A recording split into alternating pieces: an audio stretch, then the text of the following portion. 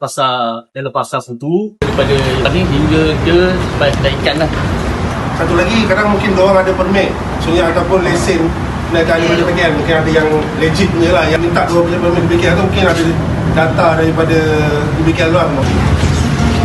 Mancing belum di pasar satu. Dia kena cuba untuk niaga mikro lah, niaga kecil. So belah lah, dia buat sana, you buat sini. Boleh juga. Dalam mana dia? Kita tengah lorong. Tapi itu dua pok. Satu saja gerai. Satu gerai. So hari ni kita nak tanya lah, dah Dia berapa sudah lama campur punya campur baju. 80 lebih. ada logo pendaftaran? Ada Tak sampai satu hari. boleh. Enam kedai. Ya. Orang lambai, bola pun main susah. Ya, orang dah kuburan. Kalau angkat bola mali pun boleh.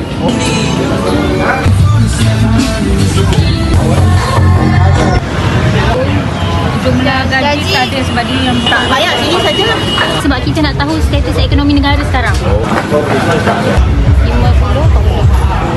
Dia baik. Saya suka. Bulan tutup Satu minggu 2 hari lah. tapi kalau sini pasar memang Isnin tutup kan? Hari Sabtu Ahad je. Ya. Saya sama-sama. Uncle angkat daripada orang kah? Kasih Mia lah. Orang kasih. Kalau kahwin siapa mau kasih saya? Jadi betul sekali. Sehari pakcik. Pakcik ada pekerja lain ke pakcik seorang je kan? Jumlah aset pakcik ni berapa? Macam payung ni, meja. Lebih kurang. Rasa. Daripada 2019 lah dah. Ada. Itu dah selama tu yang dulu lah. Rumah mana? Semua ada.